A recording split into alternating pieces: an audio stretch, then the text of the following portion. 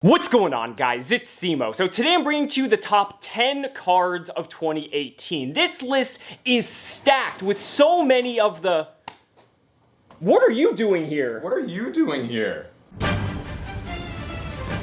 Cimo! What's going on, guys? It's Cimo. So we're actually in Los Angeles right now with a good friend of mine, Paul from TeamAPS. How's it going? We finally to made the time to finally do this collab. do this. How many years has this been in the... A lot of years.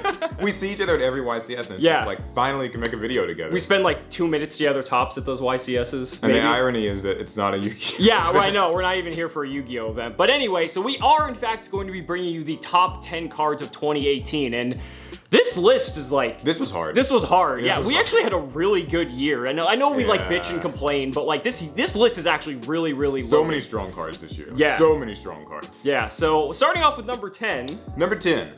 Heavy Metal Foes Electromite. Yeah. And it started off the year, right? Yeah, it did. Extreme Force.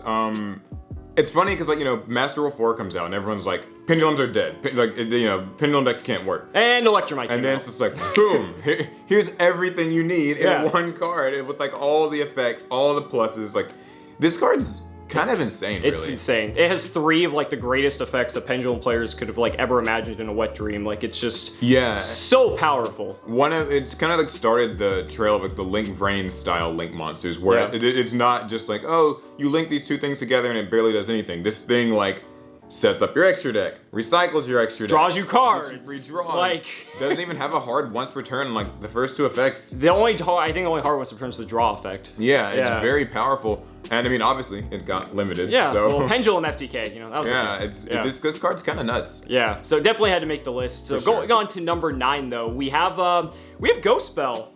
Yeah. New Ghost Girl. I mean, I feel like she would have had to be on the list somewhere, right? Yeah, I mean, every year there's one. Yeah, I mean, she didn't have like the highest amount of impact early on, but then as we started getting like later and people started realizing that she played this very interesting role that could stop specific cards, especially like with the release of Thunder Dragons. I mean, she fills a very interesting niche. Yeah, for sure. And I feel like when she first released, people were like, like this hand trap's not that great, but then like the year kind of goes on and the meta gets shaped to a place where, you know, you need it to stop Kagari, you need it to stop Soul Charge, Thunder Dragon stuff, and Goki Rematch, like, for sure, yeah, it's a very relevant card, and it has the price to prove it. So yeah, I mean, it's still expensive. So number 8 is Isolde. And it feels like so weird to put Isolde on like number 8 on the list, but you know, you'll see why as we go on. Isolde though has been a part of like everything this year. Yeah, it's just every deck, you know.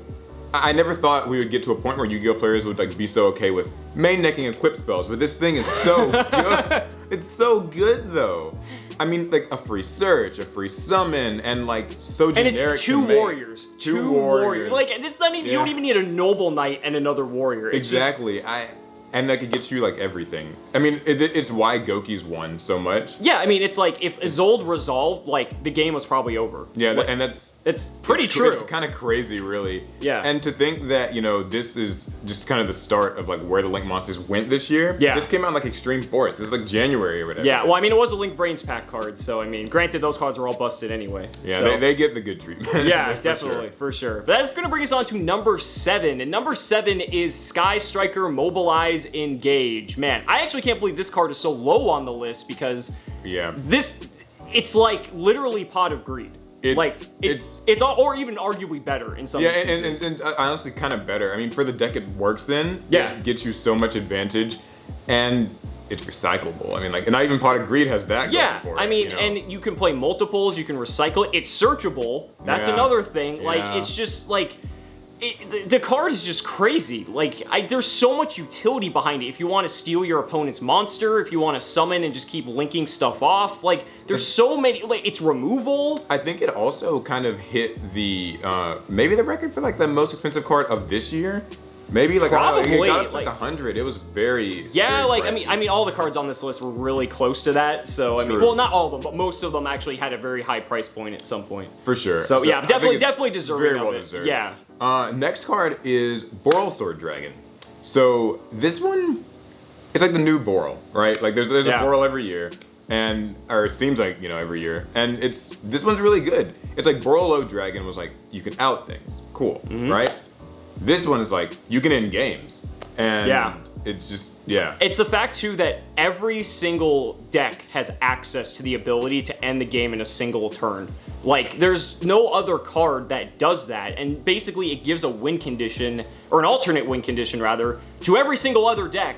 So it's like, oh, well, if my first plan doesn't go off, I'll just Borel Sword them for game. Like, the amount of damage this card can output is just ridiculous. And the genericness is always a perk, you know? Effect monsters. Yeah, exactly. That's it, just effect monsters. I mean, it's so powerful. I mean, it's honestly the only good card out of Cybernetic Horizon. Which is it's like, a staple in, like, every extra deck now. I mean, like, have to have it. there's so few cards that, like, have that staple status in the extra deck now, but I think as soon as Borel Sword was released, that was one of them. For sure. That is going to bring us on, though, to number 5, and number 5 is Gumbar Dragon. Man, I can't wait till this gets banned. I don't know about you. I'm ready to see the back of this card. It's funny, it's like as if Extra Links couldn't get any worse. Right. They released this card that literally is like, when you're Extra Linked, just take everything from your opponent. Just delinquent duo your opponent. And then, and the next turn, then it just takes like 2 more cards, and it's like your opponent gets to start with like 2. Maybe 1, I mean, like, depending, you know. With like, Connector now 0. Yeah, it's like you won't be able to play. Like, Gumbar is one of those cards that literally shaped a metagame, and it's crazy to think that because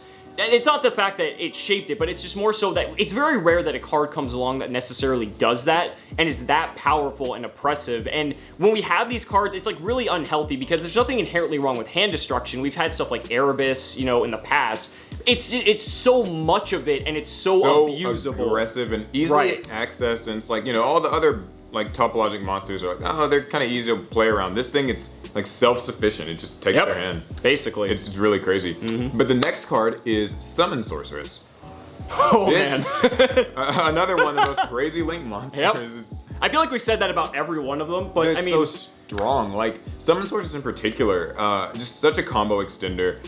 And for like the lower tier decks, it's cool. Like it might make your combo go a little further and get an extra card. But then it's like you look at the Dark Warrior deck, the Goki deck, like it can get really insane. Yeah, but like it's not even that. Like this is a card that you can throw in every single one of your decks because it helps extend a play so easily. It'll always be useful. Right, if you're able to make Summon Sorceress in any deck, you basically just summoned another monster out of your deck for free. Yeah, fairly generic. I mean, might as well be. Yeah. There's really no limit to what this card's power has. It's banned in Japan, so if that tells you anything, this card is definitely something that, you know, pretty much should have probably in the line of fire. Like it's the ban list coming up next year is probably gonna not be too kind to Summon Sorcerers. If I had to guess, I could be wrong. For sure. Yeah. I would say that Nexus Infinite Impermanence. Yeah. Right. I feel bad because at first I thought this.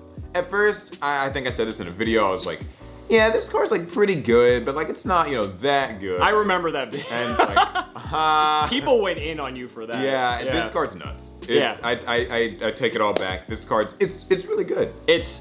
I think it's so flexible because it's a hand trap. It's literally a trap, but it's actually a hand trap. And the fact that you can negate your opponent's spells and traps, so if they happen to misplay and play like a Pot of Desires or a Soul Charge or anything in the same column as that Impermanence, I've seen so many people lose games just forgetting that little bit. Yeah. You know? Like, oh, oops, I activated it in the middle column because, you know, you just play Impermanence, that you naturally want to play your cards like in the middle column for whatever. I mean, I think people have just done that since Yu-Gi-Oh! And now it's like you have to have it to play around, like Called by the Grave, and like, you know, all these monsters like that. You know, Borel can't be targeted by Effect Veiler, but like it can be targeted by this, that type of thing, right? Yeah. Where it gets around those little things. And it's not once per turn.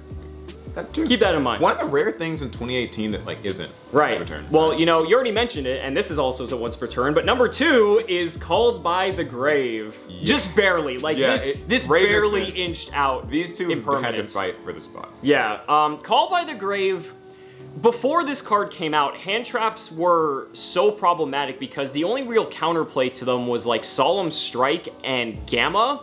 Yeah. And both of those cards, I mean, Solemn Strike, you have to have going first, and if you have it going second, it literally does nothing. And Gamma, you can't control any monsters, so it's just really restricting in how you have to play. But Called by the Grave, it counters hand traps in a way that I think is really healthy.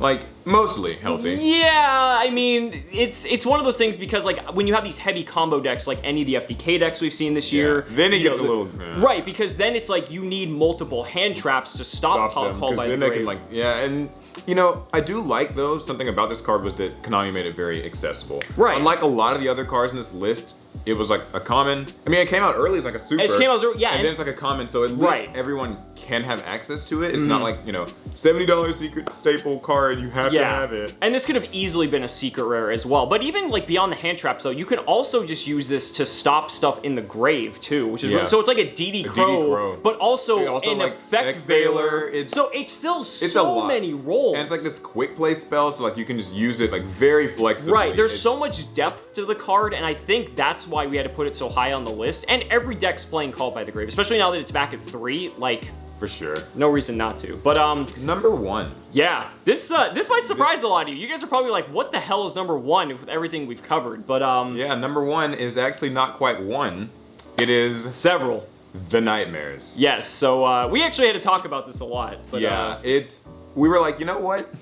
I think they deserve it. Yeah. I mean, I feel that they've really, just the release of the Nightmare archetype, I guess we're calling it that, has shaped the extra deck. Master Rule 4, the extra deck, like the game. Yeah. You have to respect all of them. They all play such an integral role in so many different combos. Yeah. They're all good standalone monsters, more or less.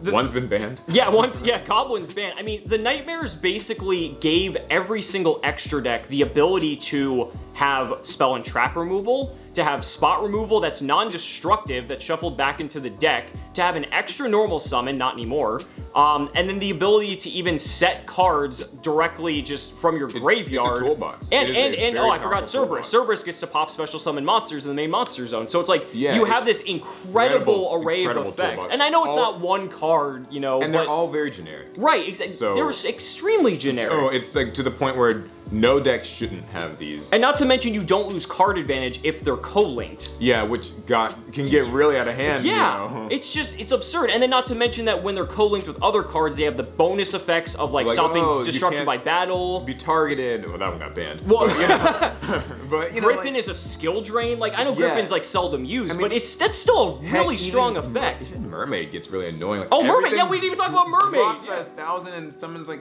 that's. And Mermaid can get Ibly. Like, yeah, we didn't even get to Mermaid. It's pretty wild. Yeah, and so this suite of cards, you can't possibly pick one. Yeah, and so we feel like that's why it was so deserving of, because very similar to stuff like we discussed, like Borel, Sword Dragon, things like that, every single extra deck is going to have Nightmares moving forward until they get banned because they're just that powerful. Yeah, I think that this package of cards just made the most difference this year. Like just overall, like for how everyone plays the game, I think they were just the most powerful thing. Yeah, absolutely. Sure. But guys, those are just our thoughts. Let us know down in the comments what you guys think your top 10 cards were of 2018. Yeah. Paul, thank you so much for taking the time to make this video. For sure, it was a rough list. We had lots of runner-ups. They're just all Yuya, and Colossus, Red Reboot. I mean, all kinds of cards. So Pankratops. For sure. Yeah. So it'll be fun. I want to see what people say. Yeah. There's been a lot this year. It's been a good year. Yeah, I think so too. So guys, thank you so much for watching the video, and we'll see you next time. Later.